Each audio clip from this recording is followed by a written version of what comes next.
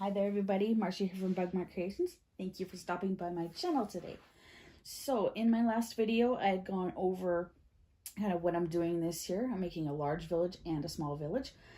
This time, right now, we're going to be doing the small village and we're going to get started on this right away. But first, we're going to go over some quick tips as well as the items that you will be needing. So quick tip number one is work in an area where you are not going to have any pets, anybody going to be touching your materials, anything like that, unless you're sharing the project. But definitely don't get your pets involved because this stuff works like cement and you don't want that on your animals. Tip number two is always make sure that you have something, a cloth or something to clean up little spills. Wear some clothing that you don't mind getting gross and that you can wipe off really good before you throw in the wash. Tip number three, please, please, please tie your hair back. Put it in a bonnet, put it in a bun. I don't care what you do. Make sure your hair is out of your way because it is horrible to get out of your hair. And that's basically it for my tips for that. All right, so products we'll be needing for this project. You need some kind of cover to put over your table and your workspace. I'm using just a garbage bag because it is waterproof and easy to clean up because you just fold it up and chuck her out. You'll need a pair of scissors. I'm using an old pair of kitchen shears. These are still sharp and they work fantastic for cutting my material. You'll need some kind of plaster material, whether it's plaster of Paris, gypsum. This is casting plaster, and these are really, really good scissors. They cut like butter. So there's that. Casting material. I'm using this casting material. It's from Navarus. I got it off Amazon. It's called gypsum, something like that. I got the smaller rolls. They're only like this wide. You can get the big fat ones. You can do whatever you want depending on how big your village is. The next one that is the most important thing is gloves. Now, if you have sensitive skin or you don't like the feeling of having super dry skin, these are your best friend. I don't like the way this stuff dries my hands out, so that's why I'm using that. You'll need water.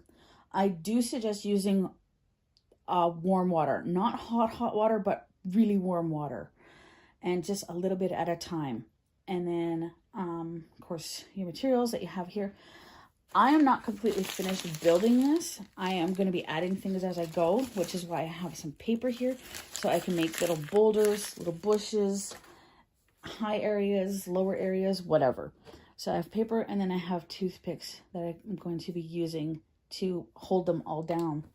And that is basically it. I have a container here to hold my cut pieces in. And that is about it. So I'm going to get my surface covered and I'll be right back. Okay, I'm back. So I've got this covered. I've already got my material cut. And as you can see, it is quite messy. Like, this is a lot of dust. Lots and lots of dust.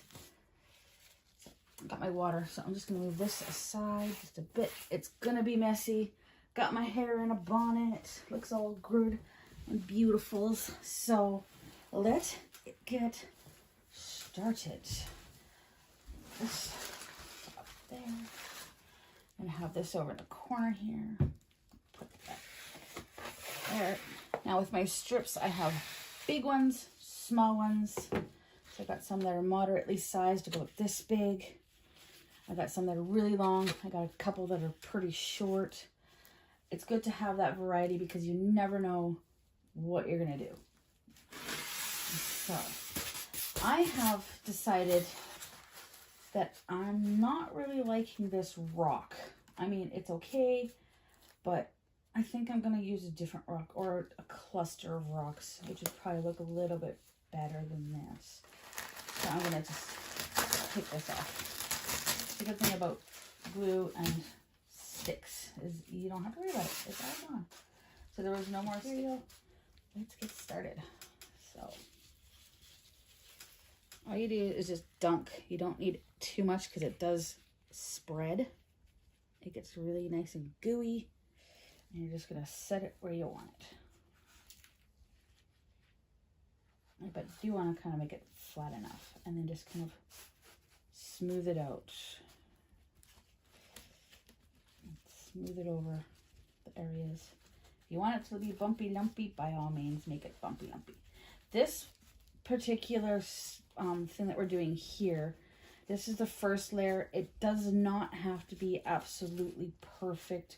We're just trying to get it on to make it look good. You don't have to spread every little hole out. You want to get most of them, but not all of them. That one there. And just dunk. You don't need to do too much. You're just dunking. You don't need to soak it. Just dunking. Just like that. And you do want to overlap a little bit. There we go.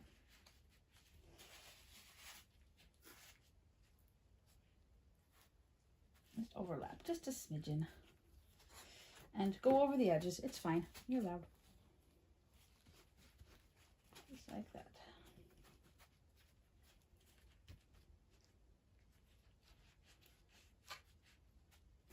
Try to get your bubbles out. Make it as flat as you can, especially for along lakes and stuff. You want it nice and smooth. So this is not that smooth. So I'm just going to pick it up and smooth it out.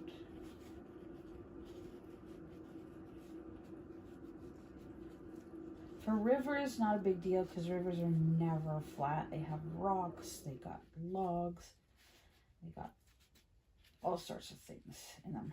But lakes, since it's going to be a smooth, glassy lake. Now, if it was a shallow lake where you could see the bottom and see the rocks, by all means, you can make it a little bit lumpy. But you got to remember the surface of the water is smooth. There we go. Oh, nice.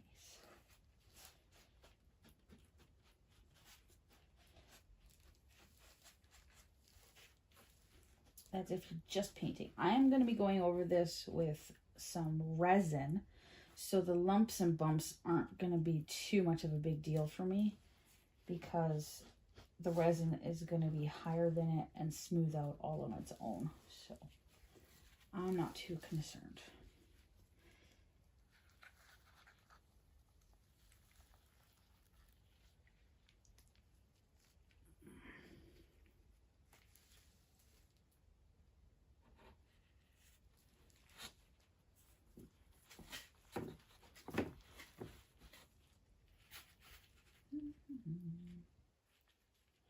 I'm going to fast forward this bit so you don't have to watch me piddle around. And I'll be back when I have the first layer done so you can see what it looks like wet. And then we'll put on another layer after it is dried.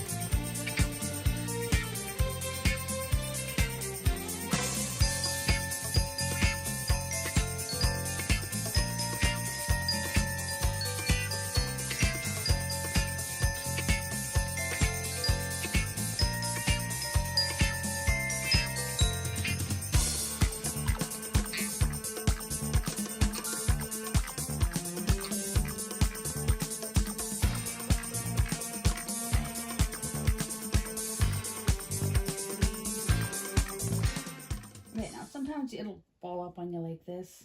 You just want to kind of straighten it out as much as you can before laying it back down. It does happen. You can always straighten it when you get it onto the project. I'm going to put it on a flat area right there so I can kind of smooth it out. Just like that. It's smooth. There we go. All nice and pretty. Pretty much smoothed out. does happen, just keep going. It adds to the realism, honestly. Like that. Let's see how gross my hands are. They're just nasty. So that's why I wear gloves, because all the silt and stuff that's down in my bowl here. There's so much silt down here. Yeah, gross. Oh, yucky. Now, say you had to go somewhere to answer the phone. Just grab your dry cloth. Wipe your hand off a little bit. Pull the glove off. And start again when you get back.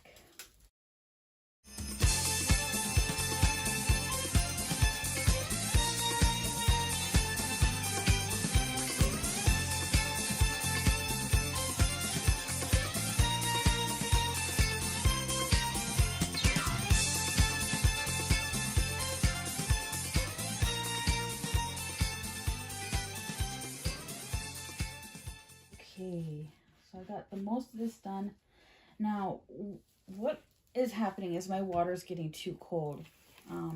Basically what happens is when it gets to lukewarm or cooler, it doesn't soak into the material as well, and it sets up really fast. So it becomes very, very hard to work with. I'll show you this small piece here if I can find it. Yeah.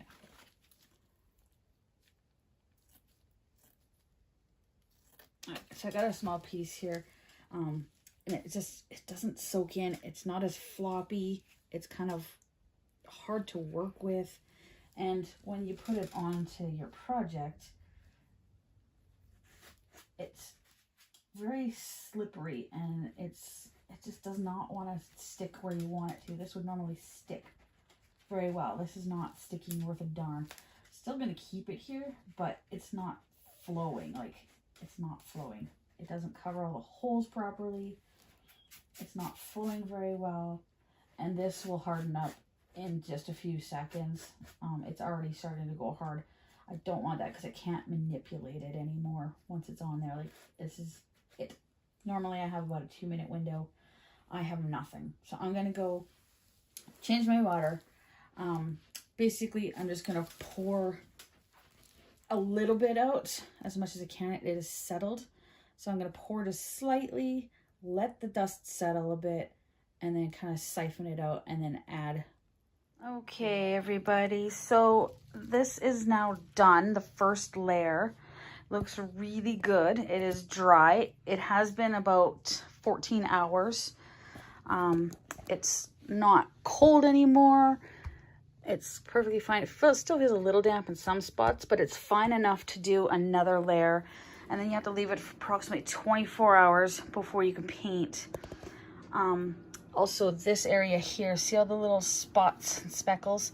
That's where the silt in the bowl comes from. This gooey stuff right here. I'll show you what it does. So this here, you just place it in there and it covers all the little holes. So you don't need to do that on this layer. We're going to do that on layer number 2. So it covers all the little holes. So when you paint, you can spray paint it, you can do whatever, and it's not going to come through. So I'm going to go ahead and do the second layer, and then we'll get to painting. So that is the end for stage 1 of my little village platform here, and number 2 will be adding a few little details like rocks and such and painting, and then after that we'll do the pour and sanding and all the rest of that funness to make it start looking real. Anyways, talk to you later. Thanks for watching, and I'll see you next time.